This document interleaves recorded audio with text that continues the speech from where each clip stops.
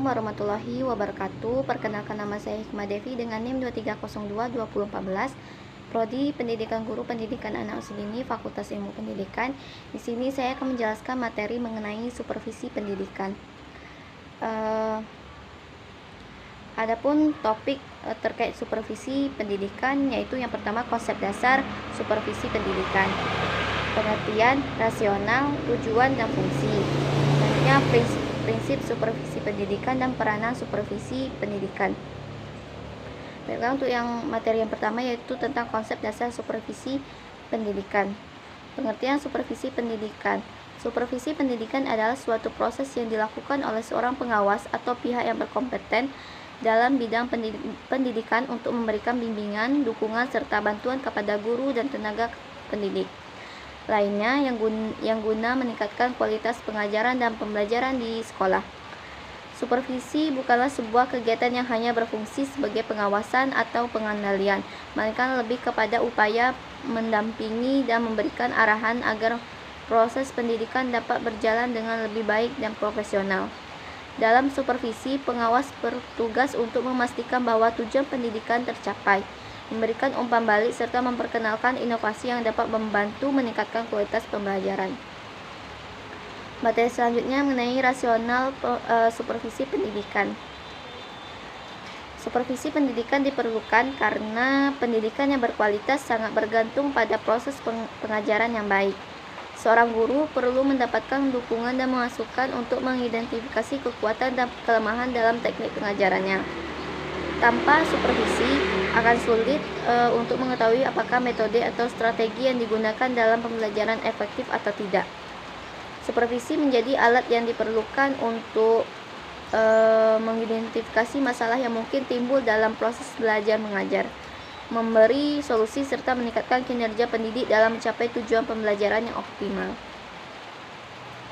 Supervisi dilakukan dengan alasan untuk meningkatkan mutu pendidikan secara keseluruhan dalam dunia pendidikan, di mana setiap guru memiliki gaya dan metode yang berbeda. Supervisi berfungsi sebagai sarana untuk menyamakan visi dan tujuan dalam upaya meningkatkan kualitas pengajaran. Proses ini bertujuan untuk membantu para guru dalam mengembangkan keterampilan mereka, memperbaiki metode pengajaran, serta meningkatkan hasil belajar siswa. Selanjutnya, materi mengenai tujuan supervisi pendidikan. Yang pertama yaitu meningkatkan kualitas pengajaran. Supervisi bertujuan untuk memberikan masukan kepada guru agar dapat memperbaiki dan meningkatkan kualitas pengajaran mereka. Dengan demikian, supervisi mendukung guru dalam mengembangkan teknik pengajaran yang lebih efektif, menggunakan metode yang tepat, dan menerapkan strategi yang sesuai dengan kebutuhan siswa. Yang kedua, meningkatkan profesionalisme guru. Salah satu tujuan utama dari supervisi adalah membantu para guru untuk meningkatkan keterampilan pedagogis dan profesional mereka. Ini mencakup pemahaman yang lebih baik tentang teori pendidikan, penggunaan media pembelajaran, serta pengelolaan kelas yang efektif. Yang ketiga, meningkatkan hasil belajar siswa. Dengan adanya supervisi yang baik, diharapkan kualitas pengajaran meningkat dan secara langsung berdampak pada hasil belajar siswa. Supervisi yang dilakukan secara terstruktur dan berkelanjutan akan menciptakan kondisi pembelajaran yang lebih baik bagi siswa, yang pada akhirnya akan meningkatkan pemahaman mereka terhadap materi yang diajarkan. Yang keempat, memfasilitasi perubahan dan inovasi. Supervisi juga berperan dalam memperkenalkan dan memfasilitasi inovasi dalam pengajaran. Dengan supervisi, guru diberi kesempatan untuk belajar teknik-teknik baru dalam mengajar dan beradaptasi dengan perkembangan terbaru dalam dunia pendidikan. Materi selanjutnya mengenai fungsi supervisi pendidikan. Yang pertama yaitu fungsi peningkatan. Supervisi berfungsi untuk membantu guru dalam meningkatkan keterampilan mereka, baik dalam pengajaran, pengelolaan kelas, maupun dalam merancang strategi pembelajaran yang sesuai dengan karakteristik siswa. Yang kedua, fungsi pembinaan. Supervisi berfungsi sebagai sarana untuk membimbing dan memberikan arahan yang diperlukan kepada guru dalam menghadapi tantangan di kelas. Ini termasuk pembinaan dalam hal manajemen kelas, penggunaan sumber daya pembelajaran, serta strategi evaluasi yang tepat.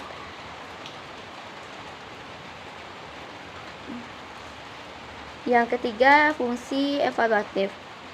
Supervisi memiliki fungsi evaluasi yang penting, yaitu untuk menilai sejauh mana kualitas pengajaran yang dilakukan oleh guru.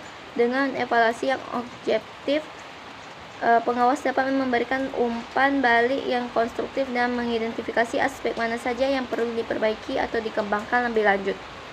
Yang keempat, fungsi pembaruan. Salah satu tujuan supervisi adalah memperkenalkan pembaruan atau inovasi dalam metode dan teknik pengajaran. Supervisi berfungsi untuk memperkenalkan praktik-praktik baru yang dapat meningkatkan kualitas pengajaran dan pembelajaran, seperti pemanfaatan teknologi dalam pembelajaran. Yang kelima, fungsi pengendalian. Supervisi berfungsi untuk mengontrol kualitas pendidikan dan memastikan bahwa seluruh kegiatan pendidikan berjalan sesuai dengan kebijakan dan standar pendidikan yang telah ditetapkan.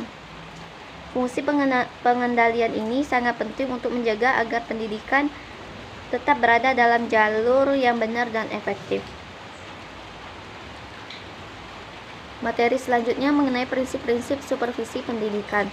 Prinsip-prinsip dalam supervisi pendidikan sangat penting untuk dijadikan pedoman agar supervisi berjalan secara efektif dan memberikan dampak positif pada pendidikan. Ada beberapa prinsip dasar dalam supervisi pendidikan. Yang pertama, prinsip kerjasama. Supervisi pendidikan harus dilaksanakan dalam bentuk kerjasama antara pengawas dan guru. Ini berarti bahwa pengawas tidak bertindak sebagai otoritas yang hanya mengawasi, tetapi sebagai mitra yang bekerja bersama dengan guru untuk meningkatkan kualitas pengajaran. Kerjasama ini akan menciptakan suasana yang lebih terbuka dan produktif, di mana guru merasa didukung dan dihargai. Yang kedua, prinsip objektivitas.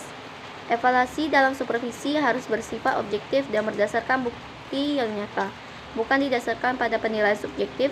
Hal ini penting agar hasil evaluasi dapat diterima secara adil oleh guru dan memberi dampak positif dalam perbaikan pengajaran. Penilaian yang objektif juga menghindari adanya bias atau ketidakadilan dalam proses supervisi. Yang ketiga, prinsip partisipasi. Dalam supervisi pendidikan, partisipasi semua pihak yang terlibat sangatlah penting. Baik pengawas, guru, siswa, dan pihak lain dalam pendidikan harus ikut berpartisipasi dalam proses supervisi. Partisipasi ini dapat memperkuat komitmen semua pihak terhadap tujuan pendidikan dan meningkatkan kualitas pendidikan secara keseluruhan. Yang ketiga, prinsip profesionalisme.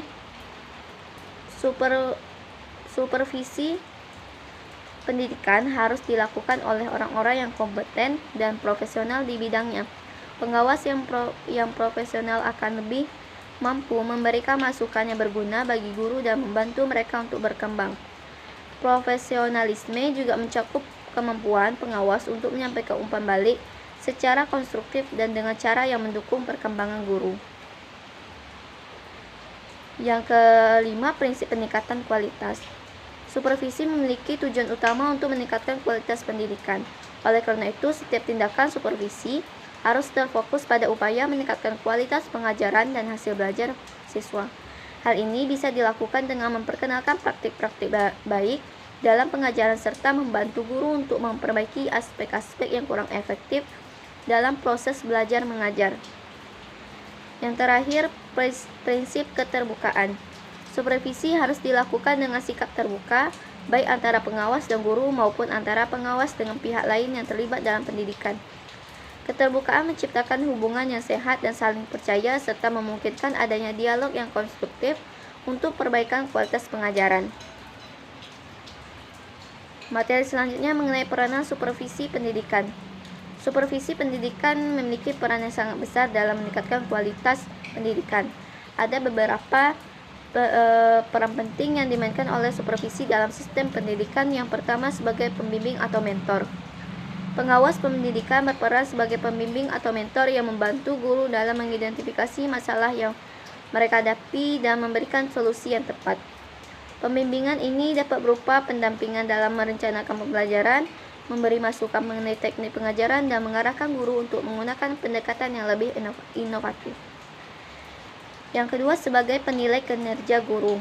Supervisi berfungsi untuk menilai kinerja guru, pengawas mengamati cara guru mengelola kelas, menyampaikan materi, serta berinteraksi dengan siswa.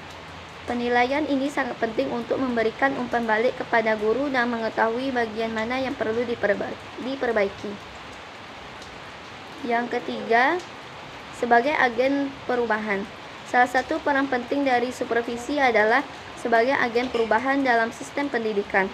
Pengawas dapat mengenalkan metode dan strategi baru dalam pengajaran yang lebih efektif, serta mendorong guru untuk berinovasi dalam mengajar. Peran ini sangat penting untuk menjaga agar pendidikan terus berkembang sesuai dengan tuntutan zaman.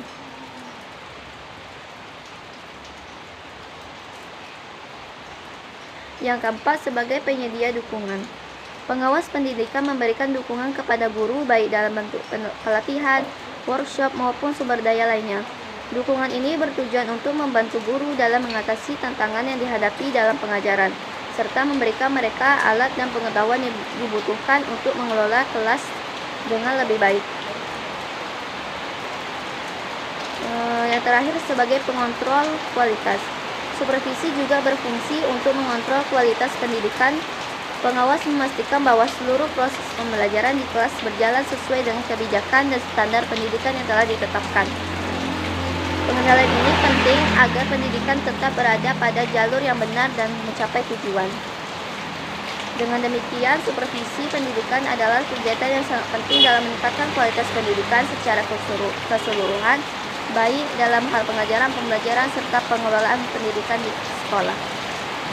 Mungkin hanya itu yang dapat saya sampaikan, kurang lebih saya mohon maaf. Saya akhiri. Wassalamualaikum warahmatullahi wabarakatuh.